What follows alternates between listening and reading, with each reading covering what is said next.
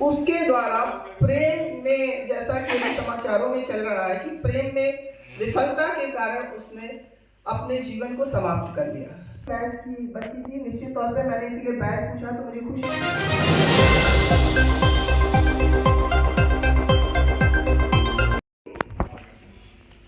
उसके द्वारा प्रेम में, जैसा कि समाचारों में चल रहा है कि प्रेम में विफलता के कारण उसने अपने जीवन को समाप्त कर लिया। बैच की बच्ची थी, निश्चित तौर पे मैंने इसीलिए बैच पूछा तो मुझे खुशी है कि यहाँ लगभग 11 बैच से इधर सारे बच्चे उपस्थित हैं और हमारे बीच दो सीनियर अनुभवी होते हैं और महिला आके कहती मेरे साथ साथ ये घटना हुई है। तो जैसा कि हम सभी अभी भी उस समाज में जी रहे हैं जो हमारा पूर्वाग्रह है कि महिला की समस्या को जहां समस्या समझा ही नहीं गया। लेकिन जैसा कि अगर आप इतिहास की दृष्टि से देखेंगे तो अनगिनत संघर्षों जिसमें हमारे पुरुषों की भागीदारी सर्वाधिक रही है। जो आप यहाँ बैठे हैं, जो महिलाएं हमारी आगे आई, उसमें पुरुषों और महिलाओं का योगदान रहा और भारत में जो महिलाओं के सम्मान और सुरक्षा के लिए, उनके अधिकारों के लिए लड़ाई लड़ी, उसमें पुरुषों का योगदान सर्वाधिक महत्वपूर्ण है। तो हमेशा आप अपने दिमाग में जो एक पूर्वाग्रह है कि अरे महिला है, अरे ये कैसे कर रही है, तो पहले तो ये थॉट ही निकाल दीजिए।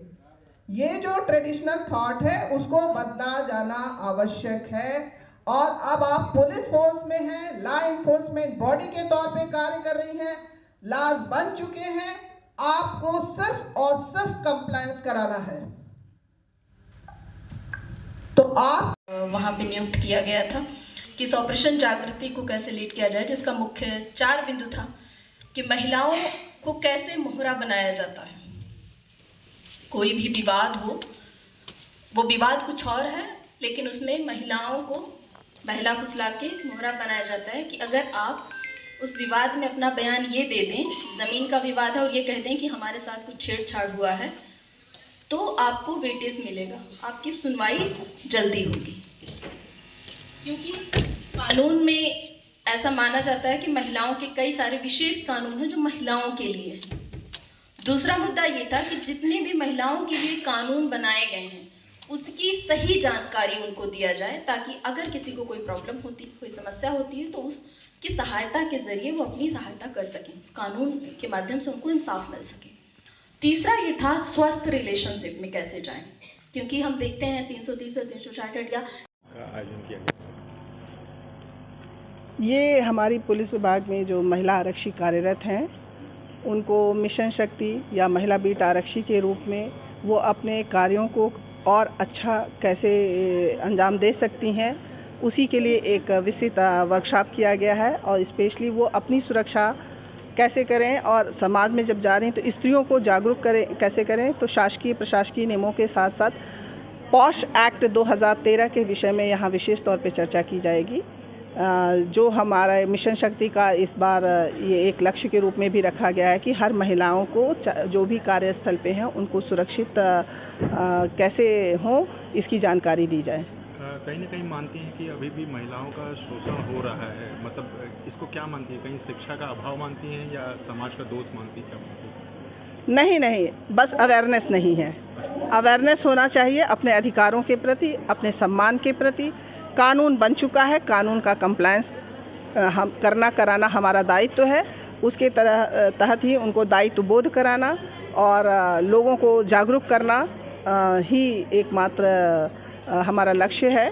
और शिक्षा का अधिकार भी मिल चुका है, तो शिक्षित तो सभी महिलाएं हो रही हैं और इस काफ़ी परिवर्तन आया है समाज में कानूनों के आधार पे।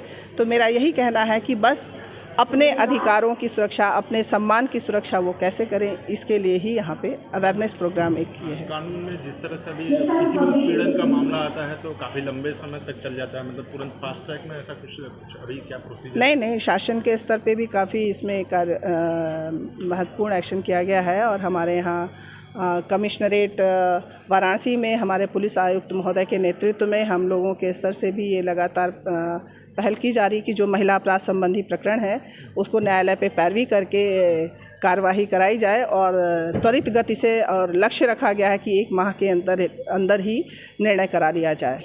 मैम अभी कुछ दिनों पहले एक घटना, महीनों पहले घटना जिसमें कि एक टीचर द्वारा एक स्टूडेंट को कई दिनों से शारीरिक शोषण किया जा रहा था और वो लड़की किसी को नहीं बता रही थी, इनफैक्ट अपने फैमिली को भी नहीं बता रही थी।